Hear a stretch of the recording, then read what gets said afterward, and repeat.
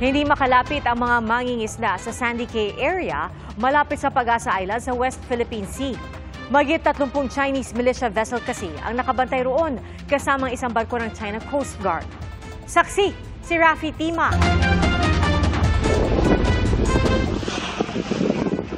Mahigpit ang pagbabantay ng China sa sinasakyan naming barko ng BIFAR na BRP Dato Pagbuaya, kasama ng BIFAR PCG sa paglalayag sa Sabina o Escoda Shoal, kung saan halos tapatan ng BRP Teresa Magbanwa at monster ship ng China.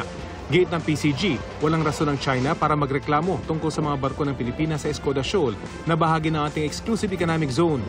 Naunang sinabi ng China Coast Guard na illegally stranded ang BRP Teresa Magbanwa sa Escoda Shoal at labag ito sa soberenya ng China. Ito yung tinaguriang monster ship ng China Coast Guard. Matagal na itong monster ship na ito ng China dito at binabantayan. Hindi lamang ang ating barko, kundi yung mga mangingisda na kumukuha ng kabuhayan dito sa Sabina Shoal. Nakabantay rin ang mga rubber boat ng China habang namimigay ng crudo ang BIFAR PCG sa mga mangingisda sa Escoda. Paulit-ulit ang radio challenge ng China Coast Guard. Carrying on law enforcement patrol in the sea area under the jurisdiction of the People's Republic of China. Please inform us the purpose of your visit to this sea area. Over. Ang ilang mangingisda 3 buwan daw hindi makapalaot dahil sa paghigpit ng China. Kaya sana raw, huwag nang umalis sa Escoda ang PCG. Balita na puhulihin daw po yung mga mangingisda sa West Philippine Sea. Kaya po natakot ka rin kahit na mahirap. Talagang tiniis talaga namin para hindi lang mahuli, hindi mo na nagpalaot.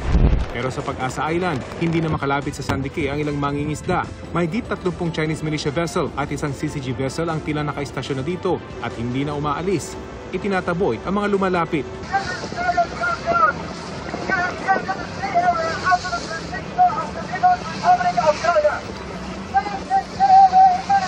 Ito yung Sandy Cay area, dito malapit sa Pag-asa. Dito nakahimpil yung napakaraming mga Chinese militia at binabantayan ang lugar na ito. Dahil dito napakaraming isda. Dati raw ay dito nangingisda yung mga Pilipino. Pero ngayon ay pinagbabawalan na sila at nakabantay ito mga Chinese militia. Nasa Manila Port area naman ang Vietnamese Coast Guard vessel CSB 8002 para sa port visit.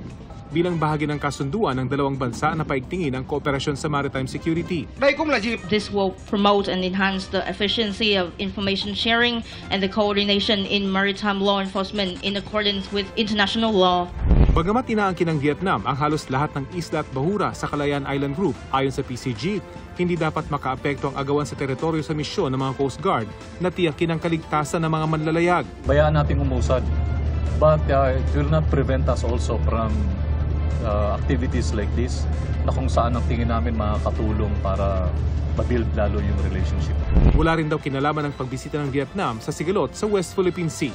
Para sa GMA Integrated News, Rafi Tima ang inyo, saksi.